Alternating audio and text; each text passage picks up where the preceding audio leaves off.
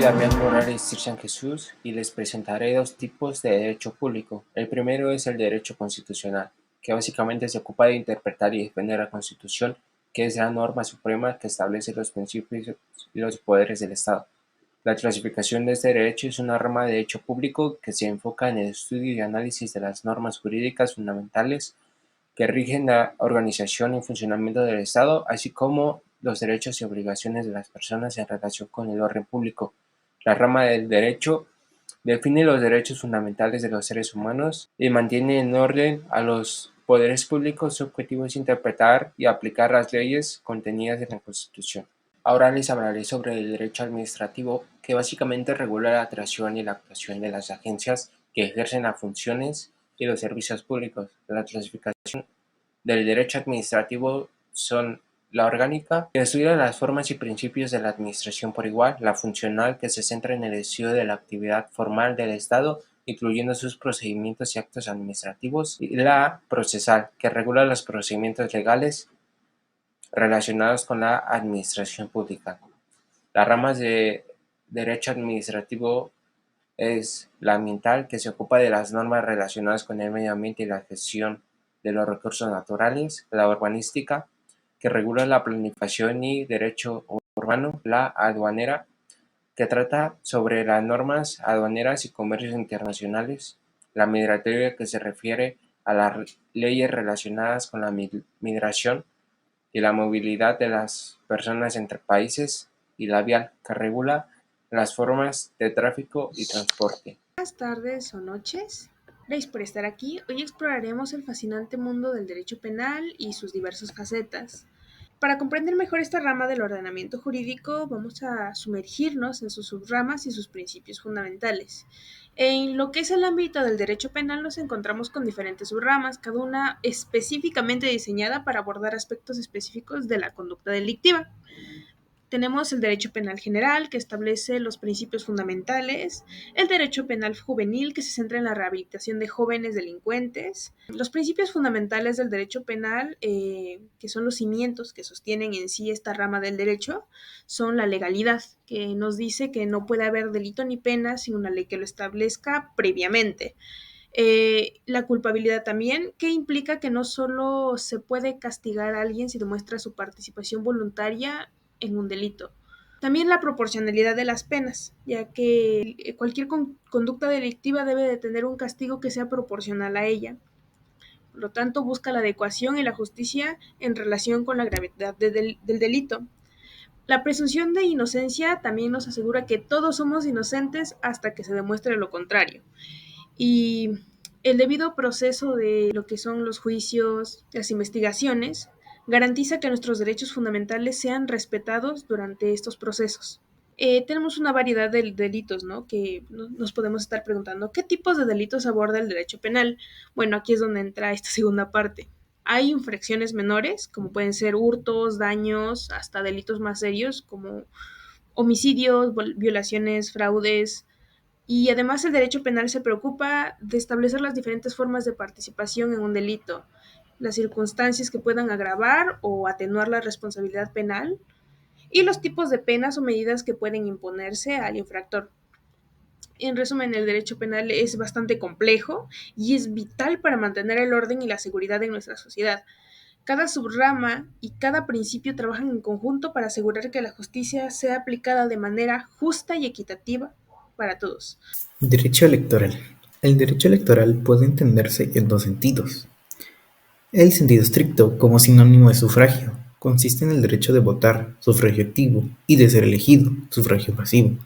El sufragio activo tiene ciertos atributos o características inherentes al Estado constitucional, moderno y concretamente a las democracias representativas, a saber, universal, igual, libre, directo y secreto. En sentido amplio, como el conjunto de normas constitucionales, legales, reglamentos, instituciones y principios referentes a la organización, administración y realización o ejecución de las elecciones, la constatación de validez de los resultados electorales, así como el control legal y constitucional de los mismos a través de su impugnación. El derecho electoral se desarrolla en el marco de una democracia representativa. entendida como la forma de gobierno en la que la ciudadanía participa en el proceso de toma de decisiones políticas mediante la designación e integración de un número de representantes que deciden a nombre de sus electores. El ejercicio del poder político otorgado a los representantes en la toma de decisiones no es absoluto ni permanente. A diferencia de los regímenes autoritarios, las democracias representativas se caracterizan por la división del poder y la renovación periódica de los cargos mediante elecciones competitivas, libres y auténticas. El derecho electoral es un instrumento de garantía para que la democracia, porque asegura certeza en el otorgamiento de la representación popular. Además, desempeña una función legitimadora, ya que la democracia se afianza gracias al correcto funcionamiento de los procesos electorales. En el caso de México y de varios países de Latinoamérica, el desarrollo y consolidación del derecho electoral ha sido claves en su transición a la democracia por dos factores. Número uno, la introducción paulatina de reglas claras y el diseño de instituciones que generan seguridad, certidumbre y transparencia en los procesos y resultados electorales. Número 2. La instalación de un sistema de medios de impugnación que garantiza la legalidad y constitucionalidad de todo acto o resolución electoral, así como la protección de los derechos políticos. El derecho internacional público consiste en el conjunto de las normas que regulan el comportamiento de los estados y otros sujetos internacionales y se centra además en el estudio de dichos comportamientos, de las competencias propias de cada actor y de las relaciones mutuas. La finalidad esencial del derecho internacional público es asegurar la paz y seguridad internacionales, fungiendo como modelador el orden social internacional al crear normas jurídicas mediante las fuentes del derecho internacional. El derecho internacional público es la rama del derecho que se ocupa de las relaciones internacionales entre los estados y los sujetos internacionales. Es el marco jurídico por el que se rige la comunidad internacional de manera de garantizar la paz y la justa resolución de los conflictos que pueden surgir de sus relaciones mutuas. El derecho público internacional tiene como fuentes diversos y variados tratados suscritos por los estados de manera bilateral o multilateral, tales como pactos, convenios, memorandos, declaraciones conjuntas, etc., así como la llamada costumbre internacional reconocida en la práctica de los estados y por los principios generales del derecho. Los sujetos del derecho internacional público son los estados nacionales, las organizaciones internacionales, la comunidad beligerante y las personas físicas. Ahora, ¿qué es el derecho civil? El derecho civil regula las relaciones civiles o privadas de las personas. Se encarga de regular las relaciones entre las personas, ya sean físicas o jurídicas, privadas o públicas, así como las relaciones patrimoniales, voluntarias o forzosas. Esta rama del derecho abarca normas que tratan sobre las personas, los bienes, las sucesiones, las obligaciones y los contratos. En general, el derecho civil se ocupa de regular los derechos y obligaciones de las personas en relación con los bienes, las sucesiones y los contratos. Bien, en la clasificación del derecho civil son el derecho de la persona, de la familia, de bienes, de obligaciones y contratos, derecho de las sucesiones, derecho de las obligaciones extracontractuales, derecho de las cosas y derecho registral. Al igual que son parecidas sus ramas, ¿ok? Entonces es lo mismo. Derecho de las familias, de las personas, de bienes, de obligaciones y contratos, derecho de sucesiones, derecho de las obligaciones extracontractuales o responsabilidad civil, derecho de las cosas o derechos reales, derecho registral y derecho de contratos mercantiles. Ahora, ¿qué es el derecho mercantil? Se encarga de cuestiones como la celebración de contratos entre empresas, las relaciones con proveedores, la creación de una entidad, entre otros temas relacionados con el comercio. El derecho mercantil es considerado como un derecho privado, ya que regula relaciones entre sujetos privados. Además, es una rama del derecho individualista, al ser una parte del derecho privado que regula las relaciones entre particulares y deja de lado aquellas relaciones jurídicas en las cuales intervienen los poderes públicos. En México, el derecho mercantil pertenece al derecho privado, al igual que el derecho civil, y regula las relaciones jurídicas más específicas, aquellas que se dan entre comerciantes y las actividades que se dan en el comercio. Ahora, ¿cuál es la clasificación del derecho mercantil? Son el derecho privado, las ramas especializadas, la clasificación por personas, las disposiciones aplicables y su importancia. Ahora, Las ramas del derecho mercantil son el derecho bancario, el derecho de propiedad industrial, el derecho cambiario y el derecho marítimo. Derecho internacional privado. El derecho internacional privado es desde hace tiempo el instrumento que regula las relaciones entre las sociedades, facilitando el movimiento de personas y el intercambio de bienes y servicios, fomentando la integración y combatiendo las actividades transfronterizas ilícitas. Debemos acotar que el derecho internacional privado, en muchos casos, lejos de resolver el inconveniente en disputa, procede a determinar cuál orden jurídico entre los países involucrados debe imperar para resolver el dilema, es decir, asume siempre una posición normativista. Esta rama del derecho tiene como objeto la persecución de la armonía de las normativas jurídicas privadas de los distintos estados entre los que se da alguna relación de derecho específica. El derecho internacional privado posee dos regímenes distintos de fuentes. Si bien el primero es el más empleado para dirimir conflictos, dichos regímenes son fuentes nacionales, aquellas que tienen que ver con el ordenamiento de una sola nación, o sea, a sus leyes internas y que son las emanadas de su legislación, su jurisprudencia y sus costumbres. Fuentes internacionales, aquellas que son propias de la comunidad internacional, tales como tratados y convenios internacionales. Derecho laboral, derecho de trabajo o derecho social es una rama del derecho cuyos principios y normas jurídicas tienen por objeto la tutela del trabajo humano, realizado en forma libre, por cuenta ajena, en relación de dependencia y a cambio de una contraprestación. La clasificación del derecho laboral se divide en dos: el derecho laboral individual, que regula las relaciones entre el empleador y sus trabajadores, y el derecho laboral colectivo, que regula las relaciones entre el empleador y los trabajadores reunidos en asociaciones, sean estas sindicales o no. Las ramas del derecho son cuatro: laboral, el derecho individual al trabajo, el derecho colectivo al trabajo y el derecho a la seguridad social. Por último, el derecho procesal laboral. El derecho de familia regula normativamente los matrimonios y las separaciones. Además, se encarga de la preservación de los derechos de los menores de edad y presta atención a los casos de disolución del núcleo familiar. La clasificación del derecho de familia se divide en tres: el derecho nuclear o moderna, que está formada por los progenitores y uno o dos o más hijos. La familia extensa o tradicional, que es los abuelos, los tíos, las primas y otros parientes. Y la familia monoparental, en la que el hijo cuentan con un solo progenitor, ya sea la madre o el padre. Y sus ramas del derecho de la familia es derecho privado y derecho civil. Derecho agrario. El derecho agrario es una rama del derecho que estudia y regula las relaciones que surgen entre las personas involucradas en la producción agropecuaria. En este sentido, propone normas jurídicas y legales para la explotación del suelo. Por otro lado, se dice que esta rama beneficia principalmente a pequeños productores campesinos o grandes terratenientes, quienes son los que se encargan de trabajar la tierra. El derecho agrario se caracteriza por el reconocimiento en favor del hombre que trabaja la tierra.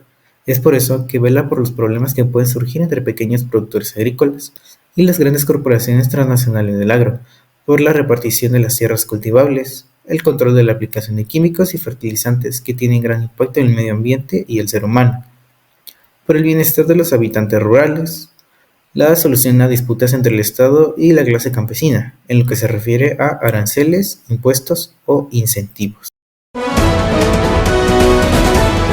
Bueno, la noticia que escogimos como principal para el derecho electoral es: determina INE forma en que implementará acciones afirmativas en el registro de candidaturas del PEF 2023-2024. Bueno, para dar una entrada, el Consejo General del Instituto Nacional Electoral, el INE, ha definido la forma en que implementará acciones afirmativas para garantizar el principio de paridad de género e incluir a grupos vulnerables en el registro de candidaturas a diputados y senadurías en el proceso electoral de 2023 a 2024. Bueno, las medidas afirmativas aprobadas por el INE incluyeron disposiciones para el registro de personas indígenas, afroamericanas, con discapacidad, de la diversidad sexual y migrantes. Por primera vez se incorporan acciones afirmativas para asegurar 9 espacios para esos grupos en la Cámara de Senadores, el acatamiento a una sentencia dictada por la Sala Superior del Tribunal Electoral del Poder Judicial de la Federación, el INE emitió reglas para el registro de candidaturas de personas indígenas, afroamericanas con discapacidad, de la diversidad sexual y migrantes que harán partidos políticos y, en su caso, coaliciones, partiendo del modelo normativo implementado en el PEF 2020-2021.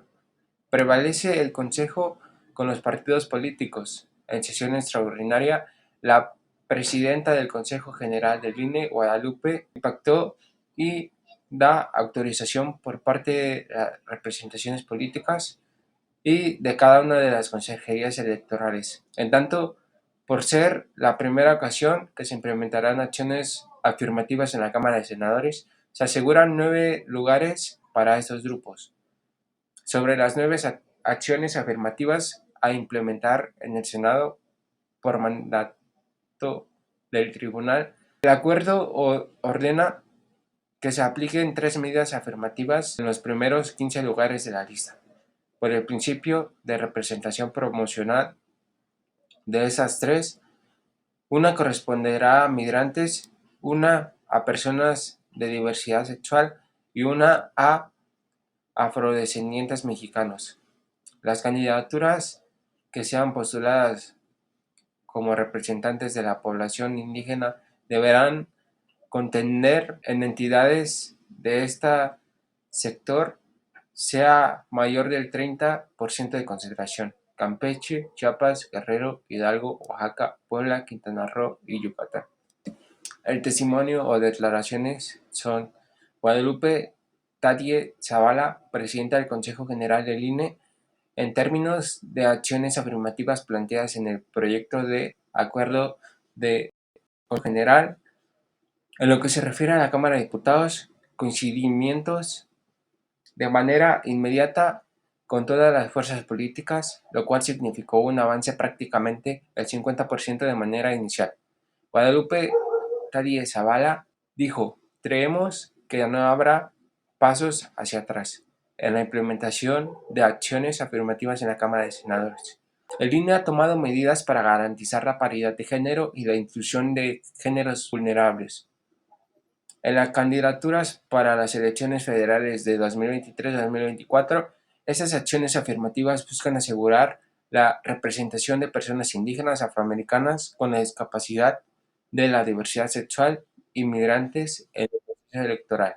Bueno, como conclusión tenemos que la decisión del INE de implementar acciones afirmativas es un paso importante hacia la mayor representatividad y equidad en la política mexicana. Con esto se espera que estas medidas contribuyan a una participación más diversa y justa en las instituciones gubernamentales. Y bueno, esta noticia que lleva como título: garantiza INE la recepción y conteo de todos los votos de las mexicanas y mexicanos residentes en el extranjero el próximo 1 de julio, es una noticia del 28 de mayo del 2018, en la cual se menciona que el INE garantizó la recepción y conteo de todos los votos de los mexicanos residentes en el extranjero para las elecciones del 1 de julio de ese año. El INE aseguró que implementaría medidas para asegurar la participación de los ciudadanos mexicanos en el extranjero en las elecciones, destacando la importancia de cada voto. Se detallan los procedimientos y protocolos que se siguieron para la recepción y el conteo de votos, incluyendo plazos y logística. En estas noticias se incluyen testimonios de funcionarios del INE quienes subrayan su compromiso con la transparencia y la integridad del proceso electoral. Además, se recogen declaraciones de ciudadanos mexicanos en el extranjero expresando su confianza en que sus votos serán debidamente contados. Además, se proporciona contexto sobre la importancia de los votos de los mexicanos en el extranjero y se mencionan antecedentes relevantes como los retos logísticos previos y las mejoras implementadas para facilitar la participación electoral desde el exterior. Y la noticia concluye reiterando la garantía del INE de recibir y contar todos los votos de los mexicanos en el extranjero, subrayando la relevancia de su participación en el proceso democrático en el país. Bueno, la siguiente noticia lleva como título: porque el próximo gobierno de Oaxaca podrá durar 2 años. La noticia del 23 de noviembre de este año, o sea 2023, explora las razones por las cuales el próximo gobierno de Oaxaca podría tener una duración de solo 2 años. Se prevén cambios en la política de Oaxaca luego de que la bancada de Morena en el Congreso local planea homologar los procesos electorales locales con los federales y así lograr que después del sexenio de Salomón Jara se dé una administración de solo 2 años, aunque no sería una medida en la que estarían de acuerdo todos los integrantes del grupo parlamentario del partido, puesto que la legisladora Concepción Rueda Gómez mostró su rechazo a la medida al considerar que probablemente sería una mujer la que pudiera suceder al actual mandatario. Para profundizar en su punto, la morenista apuntó que se le restarían derechos y restringiría la posibilidad de trabajo al próximo gobierno local. Sin embargo, los impulsores de la medida proveniente del Ejecutivo local apuntaron que la entidad podría tener un ahorro de más de 350 millones de pesos. Además, indicaron que esta reforma no tiene interés de dañar a nadie, sino que forma parte de los pendientes que Morena tiene en la entidad, especialmente en los temas de exceso de presupuesto y su adhesión a las políticas de austeridad, así como el Plan Nacional de Desarrollo 2019 a 2024. Aunque Oaxaca no es la única entidad que ha tomado la decisión de homologar su elección, también lo hizo Veracruz en el 2018, luego de que el INE aprobó dicho proceso, puesto que la entidad del sureste mexicano tenía 3 fechas para elecciones locales y federales. Y la noticia concluye mencionando que en 2024 se renovarán las gubernaturas que tienen homologadas sus elecciones con las federales, por lo que se verá un cambio en las administraciones de Chiapas, Guanajuato, Jalisco, Morelos, Puebla, Tabasco, Veracruz, Yucatán y la jefatura de gobierno de la Ciudad de México. Además, como ya se mencionó, se renovará la Cámara de Diputados y el Senado de la República a nivel federal. A nivel local, todas las entidades, excepto Coahuila, renovarán sus congresos locales. La noticia lleva como título Sheinbaum con 24 puntos de ventaja sobre Xóchitl. Samuel empieza la carrera con 8. Bueno, este 27 de noviembre, según el artículo publicado en el Universal, Claudia Sheinbaum inicia el periodo de precampañas con una amplia ventaja. Casi la mitad de los entrevistados, o sea, el 48%, manifiesta que si hoy fueran las elecciones, votaría por la ex jefa de gobierno. Su principal rival, Xóchitl Gálvez, obtiene 24%, mientras que Samuel García inicia la carrera presidencial con un apoyo de un solo dígito, o sea, de 8%.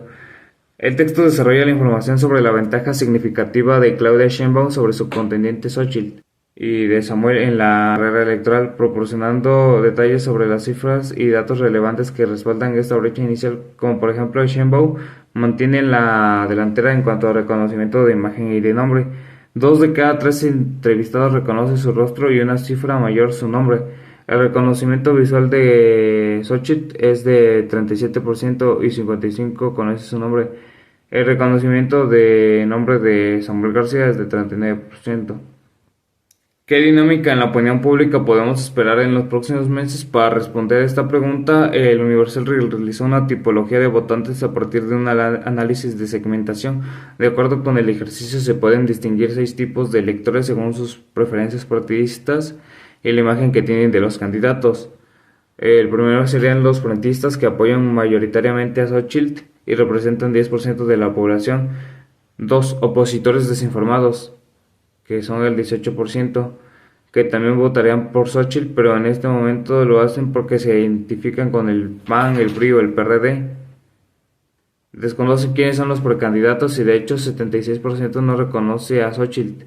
3. Los morenistas, que representan 22% de los entrevistados. 4. Morenistas desinformados, que es el segmento de mayor tamaño, o sea el 31%, compuesto por ciudadanos que votarían por Sheinbaum y tienen buena opinión de ella, pero desconocen quiénes son los demás contendientes. 5. Apáticos, que componen el 7% de los entrevistados.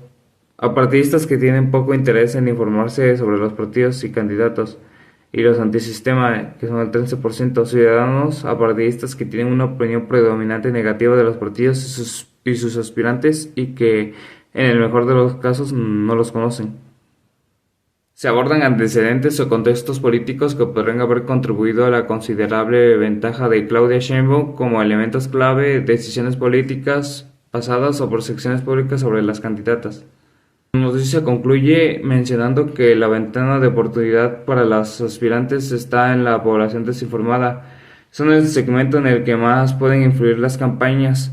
El reto es darse a conocer en ese público.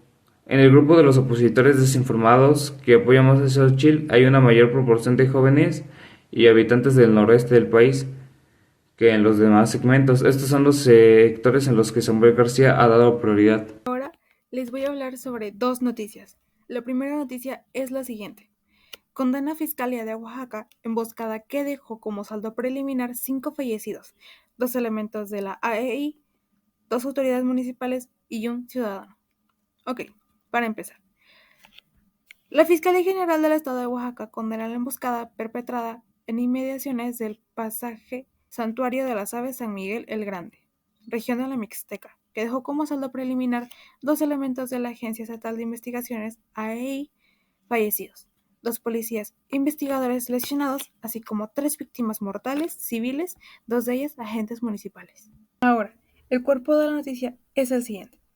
Para la institución, este ataque directo representa una afrenta contra las fuerzas del Estado, por lo que se habrán de agotar todas las investigaciones y acciones para sancionar a las personas responsables de la comisión de estos hechos, ante lo cual ya se cuenta con un avance importante en la identificación de los mismos.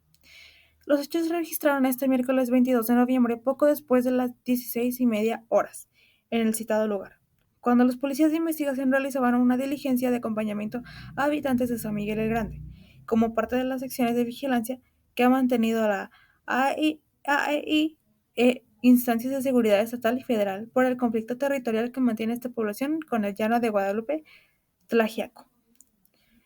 En el lugar fueron agredidas con armas de fuego, lo que provocó el fallecimiento en el sitio del agente JLDCT, mientras que el policía investigador MOMP murió en el hospital de Chalcatongo, donde también son atendidos los elementos ACJ y JCCT.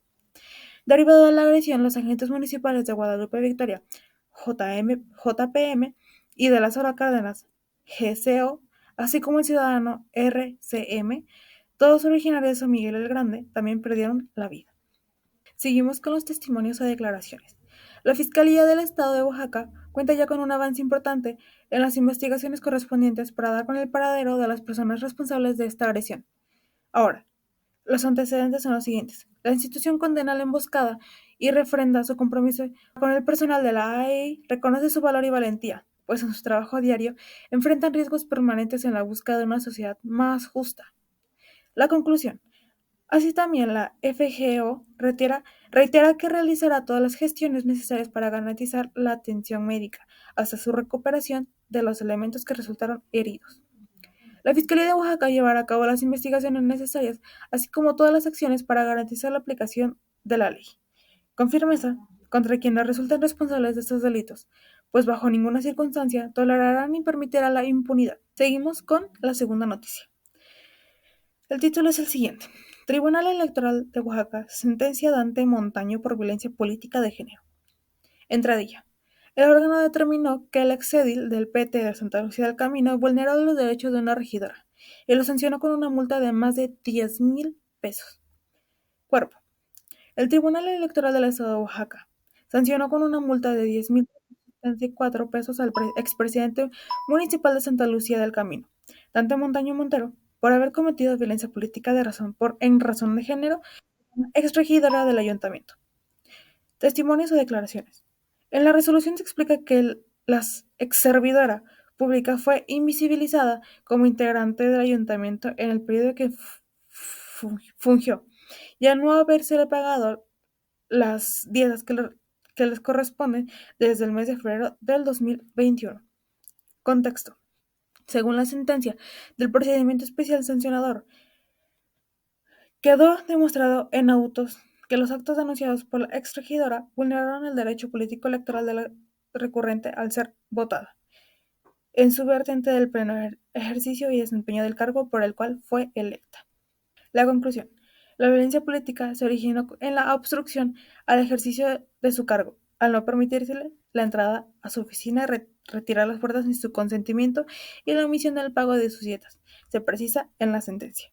Además de la sanción económica, el TEO dictó medidas de recuperación a favor de la denunciante. O sea, básicamente una relacionada con derecho penal, la cual su título es Fiscalía de Oaxaca despliega equipo multidisciplinario para investigar emboscada en Guadalupe Victoria, Magdalena, Jaltepec. Bueno, la Fiscalía General del Estado de Oaxaca ha movilizado un equipo multidisciplinario para investigar una emboscada ocurrida en Guadalupe Victoria, Magdalena, Jaltepec. El incidente tuvo lugar el 25 de noviembre del 2023. Bueno, la Fiscalía ha tomado medidas inmediatas para esclarecer los hechos y llevar a los responsables ante la justicia. El equipo multidisciplinario está compuesto por expertos en diversas áreas, incluyendo investigadores, analistas forenses, especialistas en seguridad. Bueno, su objetivo es recuperar pruebas, entrevistar testigos y seguir todas las pistas relevantes para resolver el caso. Sus testimonios o declaraciones aún no se han proporcionado declaraciones oficiales, pero se espera que la Fiscalía comparta actualizaciones a medida que avance la investigación. El contexto es la región de Guadalupe, Victoria, Magdalena, Jaltepec ha sido testigo de tensiones y conflictos en el pasado, que este incidente subraya la importancia de abordar la seguridad y la justicia de manera integral. Como conclusión tenemos que la comunidad debe estar alerta y colaborar con las autoridades para garantizar un entorno más seguro. Cualquier información relevante debe ser comunicada a las autoridades competentes para ayudar en la misma investigación. Otro género periodístico es el reportaje, y este será de ámbito electoral. INE reglamenta acciones afirmativas para comicios de 2024. Por primera vez, la población migrante, indígena, afromexicana, con discapacidad y de la diversidad sexual estará representada en la Cámara de Senadores a partir del 2024. En acatamiento a la sentencia dictada por la Sala Superior del Tribunal Electoral del Poder Judicial de la Federación y el Consejo Nacional e Instituto Nacional Electoral INE, definió la forma en que se implementarán acciones afirmativas para garantizar el principio de paridad de género e incluir a grupos vulnerables en el registro de candidaturas a diputaciones y senadurías en el proceso electoral federal. La autoridad electoral emitió reglas para el registro de candidaturas de personas indígenas, afromexicanas o con discapacidad, de la diversidad sexual y migrantes, por parte de los partidos políticos y coaliciones, partiendo del modelo normativo implementado en el PEF 2020-2021. Sobre las 9 acciones afirmativas a implementar en el Senado, el acuerdo correspondiente ordena que se apliquen 3 medidas afirmativas en los primeros 15 lugares de la lista de candidatos por el principio de representación proporcional o plurinominales, de las que una corresponderá a migrantes, otra a población indígena y una más a personas con discapacidad. Por el principio de mayoría relativa, 4 habrán de corresponder a población indígena, una a personas de la diversidad sexual y otra a afrodescendientes mexicanos.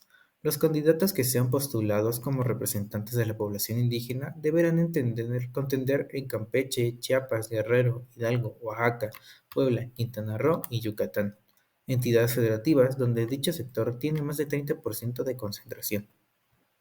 En sesión extraordinaria, el Instituto Nacional Electoral acató el ordenamiento del Tribunal Electoral sobre acciones afirmativas.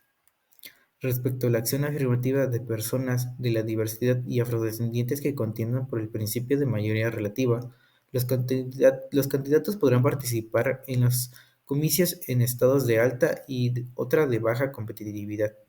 Por otra parte, en el mismo reportaje se hace alusión a la promoción de Gálvez.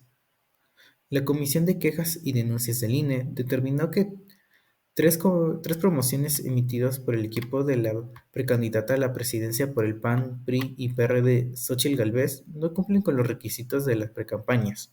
Ante ello, la comisión ordenó a los partidos a reemplazar los materiales en un máximo de 6 horas, contados a partir de la notificación, mientras que los medios de comunicación en donde se han difundido tienen hasta 12 horas para reiterarlos y sustituirlos. Lo anterior, después de que Morena denunciara ante la instancia del órgano electoral los promocionales. En nuestro segundo reportaje, que es de ámbito penal, encontramos un libro llamado La fosa de agua, escrito por Isildiet Carrión, que son desapariciones y feminicidios en el río de los Remedios. Este reportaje respecto de las desapariciones y feminicidios, la mayoría de adolescentes ocurridos en localidades pertenecientes al Estado de México, Ecatepec y Tecamac, entre los años 2011 y 2013. Los delitos relacionados son la trata y el narcomenudeo. Se destaca la manera en que la autora narra las diversas historias a través del testimonio desgarrador, principalmente de las madres, desde la desaparición de sus hijas, el peregrinar de su búsqueda y finalmente, en algunos casos, la localización de los cuerpos. Esta narrativa describe lo limitado de las instancias pertinentes en la investigación, persecución y sanción de los feminicidios, involucrada la complicidad, corrupción, negligencia y falta de profesionalismo, entre otros. Asimismo, por parte de las autoridades, la revictimización que hace al no querer llevar a cabo la investigación y como justificación calificar a la víctima como se fue con el novio, era drogadicta, se lo buscó, ya volverá. Bueno, y ahora nos vamos a adentrar en lo que es este artículo de la Revista Mexicana de Derecho Electoral. Está titulado Los principios de paridad y alternancia, retos en el proceso electoral 2021 en el estado de Campeche. Este es un análisis que nos pone de lleno en el proceso electoral de 2021 en Campeche y destaca mucho lo que son los desafíos y los triunfos que están asociados con los principios de paridad de género y de alternancia política. Hay un poquito de contexto histórico que tenemos que ver para comprender la relevancia de este artículo, en esencial como que remontarnos a un pasado donde apenas si se mencionaban las luchas de las mujeres por el reconocimiento de sus derechos políticos, que ahora pues no es como que nada nuevo porque muchas ciudadanas tienen el derecho a votar y a ser postuladas como para algún puesto político y antes no era así. Por lo tanto, es importante saber el contexto. Desde las primeras cruzadas, las mujeres se enfrentaron muchas batallas por la igualdad, enfrentaron discriminación, por ejemplo, la que estaba muy arraigada en la Constitución de 1917, que las excluía de la ciudadanía y por ende de sus derechos fundamentales. En esa época, por ahí del 1917, las creencias populares se asociaban mucho a las mujeres con los roles tradicionales de género. En el hogar se limitaban a las labores domésticas, las excluían explícitamente por la participación política. Era como un estigma, como de menos valor político, minusvalía política. Estaba tan arraigado que como que justificó su exclusión de los textos constitucionales como si fuera nada. Pero hubo un cambio trascendental en 2014, ya que la persistencia de las mujeres para conseguir un trato digno de igualdad y oportunidades llevó a ese cambio en ese año, que fue donde se realizaron reformas a la Constitución, marcaron un hito importante al garantizar los derechos de las mujeres y pleno acceso a ellos, mediante los principios de paridad y de alternancia. Regresando al artículo sobre lo que es Campeche, tenemos que irnos a 2021, donde se nos ofrece un análisis profundo de cómo todos estos principios se vieron reflejados en lo que fue la política de ese año, tanto como la política actual, porque influyó. Y aquí como que destacan la madurez política, los cambios sociales que permitieron que esto fuera posible. O sea, el acceso y la participación de las mujeres en cargos de elección popular, no solo como votantes.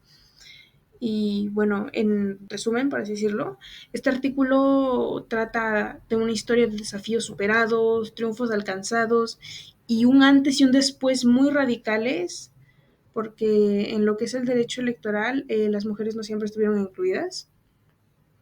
Bueno, eso sería todo por ese artículo. Hay un segundo, que son las elecciones locales en Oaxaca, ¿no? Por ejemplo, vamos a ver un desglose del contexto electoral en Oaxaca. En el meollo del análisis se encuentra pues el contexto electoral único en Oaxaca. Es un estado único. Tiene sus elecciones locales para el Congreso, ayuntamientos y se llevan a cabo cada 3 años. Tengo entendido que también con elecciones por sistemas normativos indígenas y la renovación de la gobernatura cada 6 años. Con esta renovación de la gobernatura, cada 6 años el Estado presenta un panorama complejo. Entonces, tenemos que hacer una separación muy importante en el calendario electoral. Es una consecuencia en realidad de la reforma de 2016 que establece una dinámica única. La elección de 2021, que fue anterior a la renovación de la gubernatura, preparó como el escenario para una competencia política que iba a ser clave. El contexto histórico y político aquí de las elecciones locales de 2021, así para hacer una recapitulación, el PRI recuperó la gobernatura en eso de 2016, pero en 2018 con comicios coincidentes con la elección presidencial perdieron la mayoría del Congreso y muchos principios frente a Morena, que fue lo que más dominó, ¿no? Desde entonces, las fuerzas políticas principales han sido Morena y el PRI, con una diferencia de votación significativa.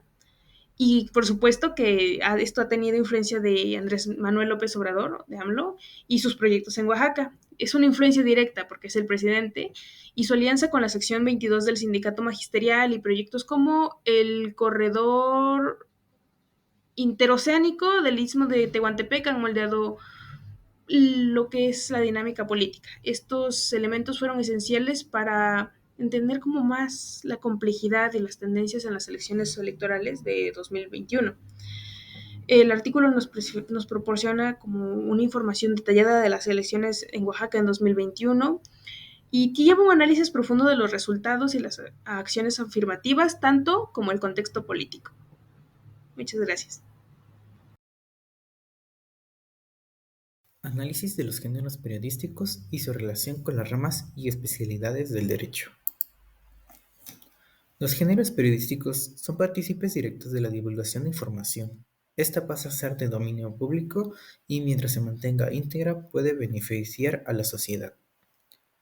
Las noticias a menudo cubren eventos actuales, incluidos casos legales, juicios y cambios en la legislación. La cobertura de noticias en el ámbito legal puede centrarse en delitos, decisiones judiciales importantes, reformas legales y asuntos de interés público.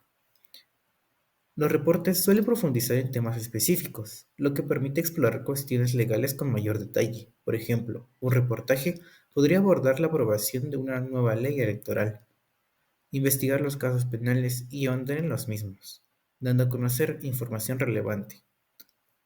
Los artículos de revista desempeñan un papel crucial en la exploración y discusión de diversas cuestiones que den motivo a la divulgación de información referente a, por ejemplo, nuevas reformas o actualizaciones electorales y profundizan en los mismos permitiendo entender el tema más que solo enterarte de él en una noticia. Pues es muy diferente decir que te enteraste del cambio del IFE al INE a saber la verdadera razón y entenderla. La relación de los dibujos y fotografías con las ramas del derecho tiene que ver con el concepto de las mismas, siendo en el caso del derecho electoral imágenes referentes al derecho y obligación del voto en casilla, y en el caso del derecho penal se muestra la imagen o representación de un juez, quien es la autoridad encargada de dictaminar la sentencia de algún criminal en bien de la sociedad. También se muestra un tratado de reformas a la ley electoral y a la privacidad e integridad del voto sin corrupción. Con esto damos por concluido el proyecto de investigación de la clasificación y ramas del derecho en la vida cotidiana, resaltando la importancia de los géneros periodísticos como canal de divulgación de información de relevancia pública. Buenas tardes, licenciado Joel Barrita. El día de hoy nos encontramos aquí para hacerle una entrevista. Venimos del Colegio de Bachilleres del Estado de Oaxaca, del plantón 01 Pueblo Nuevo. Está relacionado con la materia de Derecho. Nos gustaría que nos diera su punto de opinión acerca de... primero que nada, le vamos a leer una noticia y con base a ella nos gustaría que nos respondiera unas preguntas relacionadas al tema. Perfecto, con mucho gusto. Primero me puede decir su nombre y a qué se dedica y en qué se enfoca. Claro, mi nombre es Joel Barrita, soy licenciado en Derecho, abogado particular y nos dedicamos en este despacho al ámbito de Derecho Penal. Ok, le voy a leer la noticia. Muy bien. Se llama Fiscalía de Oaxaca despliega equipo multidisciplinario para investigar emboscada en Guadalupe Victoria, Magdalena Jaltepec. La Fiscalía General del Estado de Oaxaca ha movilizado un equipo multidisciplinario para investigar una emboscada ocurrida en Guadalupe Victoria, Magdalena Jaltepec. El incidente tuvo lugar el 25 de noviembre de 2023. La Fiscalía ha tomado medidas inmediatas para esclarecer los hechos y llevar a los responsables ante la justicia. El equipo multidisciplinario está compuesto por expertos en diversas áreas, incluyendo investigadores, analistas forenses y especialistas en seguridad. Su objetivo es recuperar pruebas, entrevistar testigos y seguir todas las pistas relevantes para resolver este caso. Aún no se ha proporcionado declaraciones oficiales, pero se espera que la Fiscalía comparta actualizaciones a medida que avance la investigación. La región de Guadalupe Victoria, Magdalena Jaltepec, ha sido testigo de tensiones y conflictos en el pasado, y este incidente subraya la importancia de abordar la seguridad y la justicia de manera integral. La comunidad debe estar alerta y colaborar con las autoridades para garantizar un entorno más seguro. Cualquier información relevante debe ser comunicada a las autoridades competentes para ayudar a la investigación. Esa sería nuestra noticia y le voy a hacer las siguientes preguntas. Claro que sí. ¿Qué función tiene el equipo multidisciplinario ante la relación del conflicto? En el derecho penal, cuando la noticia criminal que tú me acabas de decir, la instancia competente o la autoridad competente es un ministerio público, la Fiscalía, quien cuando conoce que sucedió estos hechos con apariencia de delito, envía agentes estatales de investigación y profesionales en materia pericial. Precisamente de acuerdo a los hechos que tú me enumeras, al parecer puede existir lesionados, quizás quienes perdieron la vida. Entonces, los peritajes, las personas idóneas en ese lugar de los hechos pueden ser personas en criminalística, en balística, médico forense y agentes estatales de investigaciones, quien corroborarán los hechos en donde sucedieron, establecerán la existencia del lugar y establecerán qué personas o quiénes fueron las víctimas lesionadas o quienes perdieron la vida en ese lugar de los hechos. A ese equipo de personas se le puede llamar equipo de interdisciplina, como tú lo mencionas. Okay. ¿Qué institución sería la encargada responsable de atender el caso? Por supuesto, la Fiscalía General del Estado de Oaxaca. ¿Cuál es el proceso judicial al que se les debe someter a los responsables de la emboscada? Una vez identificadas las personas quienes participaron en ese hecho a través de testigos, los mismos peritos, lógicamente los tenemos que llevar ante un juez para que respondan sobre las imputaciones que se les están realizando. ¿Qué proceso penal se estaría llevando a cabo para dictaminar qué se hará con los responsables? El proceso penal consiste en una serie de etapas. Una primera etapa es una investigación inicial, posteriormente formulación de imputación y un juicio o un debate. Nos encontramos ante una investigación, ante una noticia criminal. Se realizarán primeramente las investigaciones. Cuando la Fiscalía tenga certeza en quiénes o quién participó, lógicamente con estas evidencias, con estas pruebas, las llevamos ante un juez para que mediante una comparecencia o una orden de aprehensión traigan a juicio o a proceso a las personas que realizaron estos hechos. Okay. ¿Cuáles son los derechos de los responsables de la emboscada? Los derechos lo enmarca la Constitución, a no declararse culpables, a una presunción de inocencia y también a que se les garantice un debido proceso en el que puedan aportar pruebas que no lo cometieron y a que se les sea tratado como, de alguna manera, como no responsables. En este caso, ¿quién determinaría su sentencia? Desde luego existe un juez de control y seguido que sea el proceso, existe un juez o un tribunal de enjuiciamiento quienes declararán en base a las pruebas ofrecidas por ambas partes si son responsables, si cometieron ese hecho y desde luego si son sentenciados. Okay. Y por último, ¿cuál sería la mejor solución para prevenir acontecimientos como estos? ¿Qué recomienda? Y finalmente en la historia de este país o de la historia universal, la solución de conflictos siempre será el diálogo, la comunicación y desde luego el respeto a los derechos de las otras personas. Eso sería todo. Muchas gracias, licenciado. Gracias a ustedes. Buenas tardes, licenciado Brady Reyes Soriano. El día de hoy venimos del Colegio de Bachilleres del Estado de Oaxaca, del plantel 01 Pueblo Nuevo, acerca de la materia de Derecho. En este caso queremos hacerle unas preguntas sobre el derecho electoral. No sé si se pueda presentar, por favor, y decirnos a qué se dedica. Hola, buenas tardes.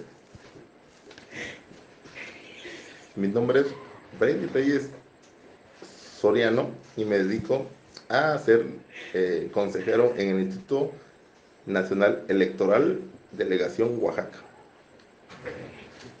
Gracias.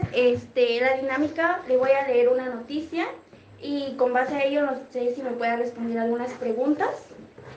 Claro que sí. Ok, empiezo. El título de la noticia se llama Determina INE forma en que implementará acciones afirmativas en el registro de candidaturas del PEF 2023-2024.